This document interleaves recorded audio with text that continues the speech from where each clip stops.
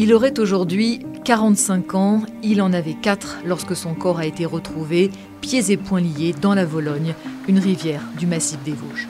Dès le lendemain, le visage de ce petit ange souriant qui est le petit Grégory est diffusé partout. Cette image d'un enfant retrouvé ligoté dans la Vologne avec l'hypothèse d'un règlement de compte familial, ça émeut énormément de gens. Plus de 40 ans ont passé, mais l'affaire du petit Grégory n'est jamais tombée dans l'oubli.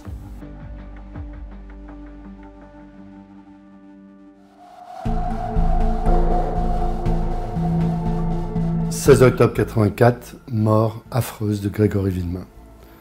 Depuis cette date, on nous annonce une semaine décisive et malheureusement, 40 ans après beaucoup de drames supplémentaires, on ne connaît toujours pas la vérité. Le meurtre de Grégory Villemain continue de fasciner d'abord parce que c'est l'une des plus grandes affaires françaises non résolues.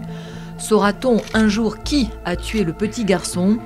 La justice avait ordonné l'an dernier des expertises complémentaires qui portaient notamment sur des traces d'ADN retrouvées sur les cordelettes qui entouraient le corps de l'enfant, mais elles n'ont pas donné d'éléments significatifs. Je me suis vengé, j'ai pris l'enfant. Le 16 octobre 1984, un mystérieux corbeau appelle l'oncle du petit garçon. Et le lendemain, les parents de Grégory reçoivent une lettre postée juste avant la mort de leur fils. Plusieurs années déjà, avant la tragédie, Christine et Jean-Marie Villemain avaient commencé à recevoir des centaines d'appels malveillants et de lettres menaçantes, tous anonymes. Et les corbeaux ont continué à sévir après la tragédie, relançant régulièrement l'affaire et alimentant la fascination pour ce fait divers. Je compile un peu, si on peut dire, tous les documents qui sont parus sur l'affaire, avec bien sûr toujours donc cette métaphore du corbeau. Ce corbeau qui à la fois donc, représente bien sûr le harceleur, mais qui représente aussi le voyeur. C'est le voyeur, le corbeau. La grand-tante du petit Grégory serait-elle l'un de ces corbeaux? Selon les juges d'instruction, aujourd'hui en charge de l'enquête, de nouvelles expertises confirmeraient les soupçons qui pesaient déjà sur celle qui était syndicaliste dans l'usine où le père de Grégory était contremaître. En 2017, Jacqueline Jacob avait déjà été poursuivie avec son mari, mais sa mise en examen avait été annulée en mai 2018 pour un simple vice de forme. La mort du petit Grégory fait éclater au grand jour les rivalités qui minent la famille Villemain.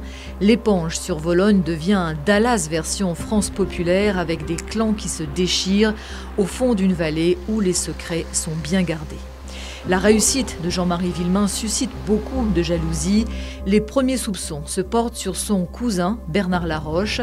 C'est la belle-sœur de celui-ci, Muriel Baule, qui n'a que 15 ans à l'époque, qui l'accuse d'avoir enlevé Grégory avant de se rétracter. Bernard Laroche a été inculpé le 5 novembre 84, mis en liberté le 4 février 85. 7 experts en écriture ont dit que ce n'est pas lui qui avait écrit la lettre du 16 octobre 84. L'alibi qu'il avait fourni a été vérifié. Le juge d'instruction a indiqué à plusieurs reprises que selon lui, il était innocent. Mais Jean-Marie Villemain reste lui persuadé que son cousin est coupable. 2 mois après sa libération, il le tue d'un coup de fusil à bout portant. Il sera condamné à 4 ans de prison ferme. Il y a beaucoup de médias qui relayaient sans beaucoup de scrupules et quelquefois de manière intentionnelle des rumeurs, des on-dit, etc. Il y a une espèce de mine à ciel ouvert d'attaques ad hominem qui nourrissent une certaine presse pas toujours très regardante et qui assez souvent déborde largement l'enquête. Le meurtre du petit Grégory a donné lieu à un embrasement médiatique sans précédent. Non seulement les journalistes ont largement contribué à la mise en scène de cette affaire, où tout ou presque se passe devant les caméras, mais certains ont franchi la ligne rouge en prenant la place des enquêteurs. À partir de 1985, une partie de la presse alimente la thèse de la culpabilité de Christine Villemain, qui sera finalement mise hors de cause en 1993. Le mythe de la mère infanticide nourrit la fascination pour l'affaire. L'écrivaine Marguerite Duras bafoue la présomption d'innocence avec un texte publié l'été 1985 dans Libération.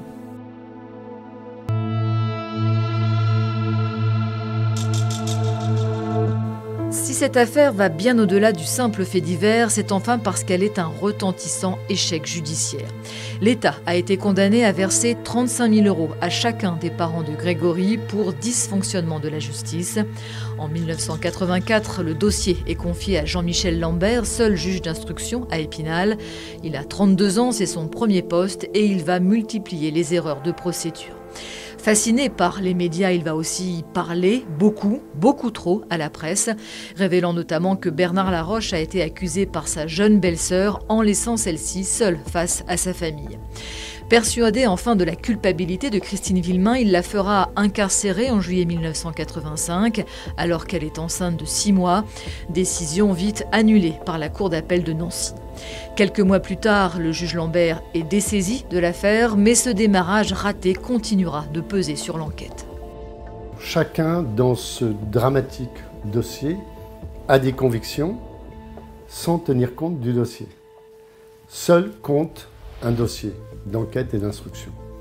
40 ans après, lorsque des constatations matérielles de départ sont mal faites, dans une affaire criminelle de cette gravité, c'est toujours difficile d'avancer.